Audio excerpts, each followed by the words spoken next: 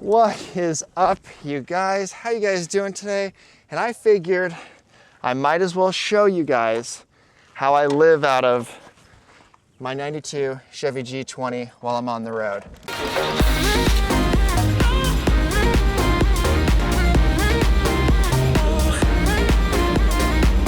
If I can get this door to work, cooperate, follow me. So first thing is with the van, it's a 92 Chevy G20. It's a V8, rebuilt the engine actually on this thing. And ever since then, it's actually ran pretty solid. First thing to start off with when you come inside the van, you have like a little kitchenette area here. Do have water. You open this guy up. Do have a little mini refrigerator. It's a 38 quart, so it keeps a bunch of just like my fresh food, things like that, cold while I'm on the road. This runs off the solar and like the battery system that I installed. I also have a 6-gallon water tank. The nice thing with that is I can fill it up with any kind of water that I want. And there's actually a filtration system in the back. So this secondary little spout, I can get at least, I know, fresh, clean water wherever I'm going. So I don't have to stress about finding like a special spot to refill. Moving on in the van, let me actually preface, this van, I'm 6'3". I cannot fully stand up. Let me open this guy up. Get a little fresh air moving through the van. But yes, I can't stand up in it. That is kind of one of the downsides with it. Again, I'm not usually in here a ton of the time, or I'm usually sitting down editing, things like that. But towards the back of the van, we do have a pull-out bed right here. Pretty much how I have this set up is you have two little latches. You pop these open, one on each side. And this just pulls out completely to my bed for the night when I'm just relaxing, whatever. Pretty actually simple to put it back up. Just pull the mattress. This slides all the way. I give it a quick little make the bed, and we're set from there, ready to go back on the road.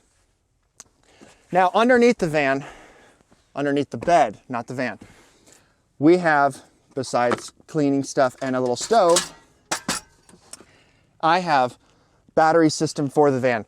Currently, right now, I have just a single 100 amp hour lead acid battery that kind of powers the internals of the van.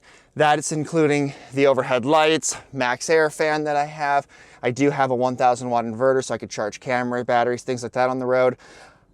It's working for right now. I'm definitely not mad at it, but I definitely will be upgrading to maybe 200 amp hours of LiPo here very shortly and stuff like that. Just because being on the road, I want to be able to charge things. And actually, the last trip I did had a little bit of the issue with the solar where I started to run out of power, things like that. Underneath the rest of the van, underneath the rest of the bed, I just have pretty much more storage. I usually keep tents, camera gear, etc., things like that. Sometimes I'll have another bag under here that'll have some more clothing, whatnot. So that's just kind of like, I'm going to call it the garage of the van. Moving to the other side of the van. Come on, you gotta just get up in here. Nice tiny little space. Built this custom little box right here. Again, this is just more storage. You have the wheel well in here, so I just put two little doors. Here's typically where I have tools. I have some jumper cables, things like that that I need for storage. This side usually ends up being like first aid, dirty clothes, whatnot. I reutilized some of the old paneling on the walls to install my own fixtures. So here controls the overhead lights we've got. Got a 120 outlet right here that's fed to the inverter that's underneath the bed right here. Again, more up here on the front of the van, just more of like the control system. I just have weather and forecast coming to this. This tells me the battery percentage of my lead acid battery that I've got. Just more lights, spare batteries, max air fan control. Stepping back here real fast, I do have and I installed a max air fan in this. This is a fiberglass roof, so I did have to pretty much kind of test it myself and just figure out. I tried looking online for videos on how to do it properly, and I got to the point where I'm like, I gotta wing it. Other than that, I've had it up here for about, I'd say almost a year now. I haven't had any leaks or anything like that, and it's great. Some people are always asking me, they're like, why is it so off-centered? And the reason being is, typically when I sleep, I'm on this side, so it's nice to have that cold air, like kind of just slightly blowing on you. My personal preference. And then the other thing is too, is up on the roof, by offsetting it to one side, it gave me more space on the roof, and that's what I was hoping for, so I could just kind of maximize it. So from there, up on the top, this cabinetry work actually came when I bought the van. I didn't do this upper portion. Pretty much this ranges from, it's very flexible, and that's what I kind of like. It ranges from me putting camera gear up here to storing clothes to, as you kind of wrap around the van, you see I have like dog food for Winnie when she's here with me, more just cooking supplies. Above like the bulkhead of the van up at the front, I actually store more pots, pans, things like that, lights, whatever I need, climbing gear, etc. And then again, same thing on the other side. It's just kind of storage for whatever else I need it to be and stuff. More clothes, good old toilet paper. Need that when you're on the road, trust me. And then again, just more storage space up there, which helps out. Flipping around, coming to the front of the van. So this is where all the driving is done and everything like that. Obviously driver's seat. I've got a CB radio. Oh, that just kind of comes in handy every once in a while. Again, just an extra precaution in case you're stuck, whatever, things like that.